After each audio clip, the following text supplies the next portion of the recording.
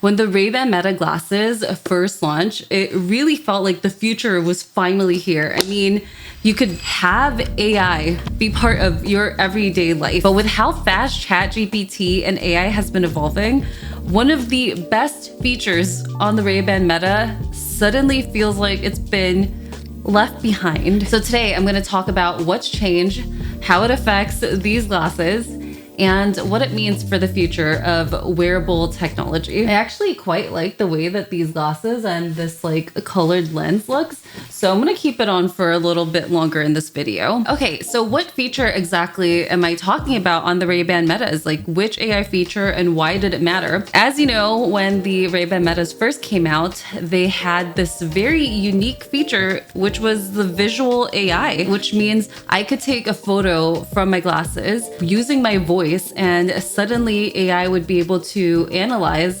what it was seeing and give me like input on that. So for example, what I used this a lot for before specifically was with my plants. Like I would go out and I would just always want to identify plants, or even the plants that I already have. Some of them are gifted to me. I don't know how to take care of them. I have, oh my gosh, I just counted recently. I have over 30 houseplants. Anyway, yeah, so like sometimes I don't really remember like how I'm supposed to like take care of it or whatever. So I would walk around my house wearing my Ray-Ban Meta glasses and just asking like, hey, can you remind me how I'm supposed to take care of this plant? Like how frequently am I supposed to water it, whatever. And that was really cool. That was so unique. You could also do things like look at the ingredients of something on a box, and instead of having to read every single thing, you could just say, hey, is this vegan or is this vegetarian or is it gluten-free or whatever.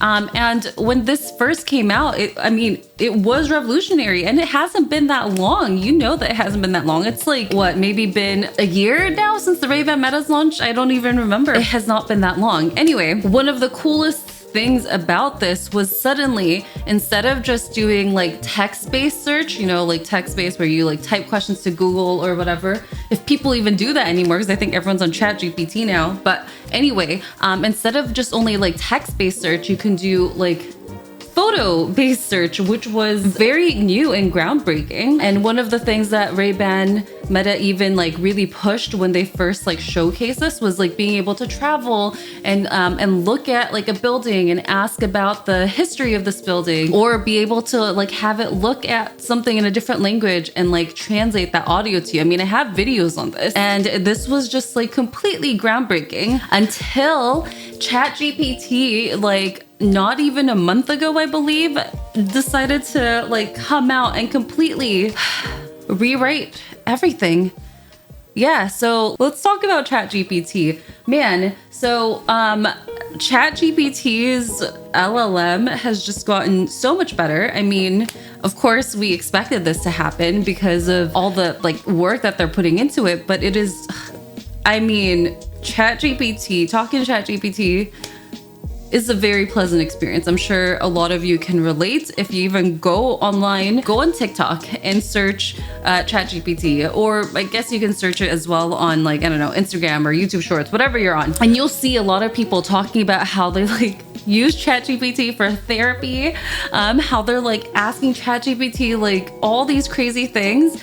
For example, like I was just scrolling before I filmed this video, and there was this lady who talked about how she asked ChatGPT to pretend it's like a Chinese natural doctor, and to do an analysis of her face and figure out what was wrong with her. She mentioned that like the results were so accurate just from like her taking a photo of her face and like inputting it. ChatGPT is all of a sudden so pleasant to talk to, but now you can also like input images into ChatGPT and be able to have it analyze things. So of course, I'm still doing things with ChatGPT that I always do, which is talk about freaking plants. Today I asked it about like my very sad Spanish lavender, and I was trying to figure out what was wrong with it. And so I uploaded a photo on my ChatGPT app on my phone, because I do have the ChatGPT app on my phone. It told me I needed to water it. But there are other things too that I've used ChatGPT for. For example, I was able to redecorate my room. Now this is completely different now. Now we're talking about a feature that doesn't even exist anymore on the Ray-Ban Meta. What ChatGPT can do is it can generate images for you. So for example, like I was trying to figure out, do I want like a big painting above my bed, or did I want like multiple small paintings? Like what would it look like? So I uploaded a photo of my bed and the wall above it into ChatGPT, and then I asked it like, can you tell me what I should put above my bed? And so it generated like one big painting, and then it generated like 3 small paintings. And I was like, okay. And then I uploaded photos of these paintings from Facebook Marketplace that I thought looked really cool. Well, it wasn't paintings, it was artwork. I asked it to like superimpose it into my room, and so I can like visualize what it looked like, and it was able to do it. And then here, I'm gonna also post here the final photo of what it actually looked like after I bought this artwork and hung it up in my room. Now that is something that the Ray-Ban Metas can't do, and that's why I feel like they're a little bit outdated. So that, combined with the fact that when I'm talking to ChatGPT, I do feel like I get a lot more like in-depth and longer responses. Now, granted, I am subscribed, okay? I am subscribed for $20 per month to ChatGPT, so I guess maybe that's why I'm getting like more detailed responses, whereas like Meta AI on the Ray-Ban Metas are completely free. But yeah, I feel like the responses that I'm getting from ChatGPT are just like so much more in depth, a lot better, a lot more catered. Like I feel like ChatGPT is actually learning me, whereas I don't feel like the Ray-Ban Meta AI is learning how to like better interact with me so that I can have a pleasant experience every time. So that is why I haven't been using my Ray-Ban Meta AI as much. I just have such a much more pleasant experience using ChatGPT AI that even though I have to go through the trouble of like pulling out my phone and then, opening the app and like either taking a photo directly in the app or uploading the photo, I like the fact that I can get a much longer response. ChatGPT, unless you're using the voice feature, like usually ChatGPT, you're like doing text input and then text output. And that means that it can like generate like these long responses, and you can skim through it for the things that you're interested in, versus like with Ray-Ban Metas, all the responses, unless you're like using your app, is like audio based. I feel like Ray-Ban Meta AI is trained to give you like a lot shorter responses.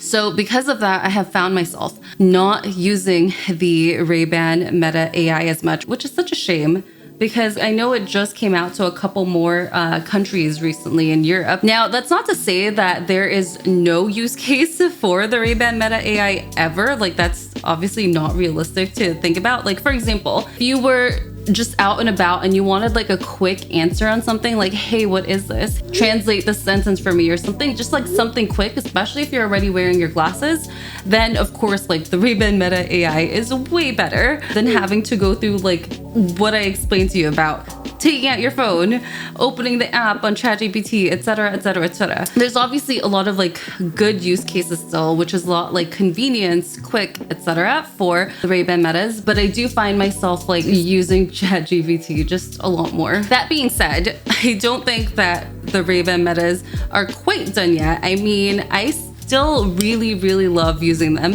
for music, for audiobook. Oh my gosh, I just finished reading or listening to like the 5 dysfunctions of a team. That was one of the audiobooks I was listening to. And I just started listening to like Game of Thrones audiobook, actually, because I was just in Croatia for an event recently Croatia's where like King's Landing was filmed from Game of Thrones. So, but anyway, audiobooks on this is really good. Photos, videos, I'm gonna show you like some photos and videos from my recent trip that all were captured on my glasses. They are still fantastic. It's just that, this thing that made it so futuristic and like had such a compelling use case now has competition, is what I'll say. But speaking of like Croatia and these trips that I've been doing lately, I haven't been around for a while. Like it's been over a month since I last posted. It might be like, oh man, what, like a month and a half now? Sorry. I've just been really busy. My company, Flat to VR Studios, we're releasing 2 games next month, 2 VR games. So I've been a little busy doing that. And then also the reason why I was in Croatia last month was because the Reboot developer Blue was there, which is like a gaming conference. I gave a talk there. Oh my gosh, that was my very first solo talk for the XR industry. I talked about how being a creator, you're watching this, so you probably watch my channel for like my smart glasses content, but I also make content on virtual reality. And so I kind of talked about how like being a content creator first, and starting out in this industry, like honestly, starting out in this industry, streaming Beat Saber on Twitch back in 2020. Oh, crazy, like 5 years ago. Like how starting there and not in game development has actually had such a strong impact on how I like see games, but also how the company that I co-founded, our outlook on how we develop games is completely different from like the traditional gaming industry. And that's all because of this YouTube channel. So thanks for watching my channel. But yeah, so I did this talk and we have 2 games launching next month. It's Surviving Mars Pioneer, which if you're familiar with the Surviving Mars franchise at all, this is a VR spin-off off of that. And this is in partnership with Bulwark. And that's going to be available on MetaQuest. And then we're also launching Out of Sight VR on Steam. And this is the first time we're doing a simultaneous launch with a flat game. We call non-VR games flat games. Anyway, so we're doing like we're making the VR version at the same time that the non-VR version is launching. So that's gonna happen on May 22nd. And we actually have a DLC coming out for Audio Trip, which is like this VR dancing game. Super fun.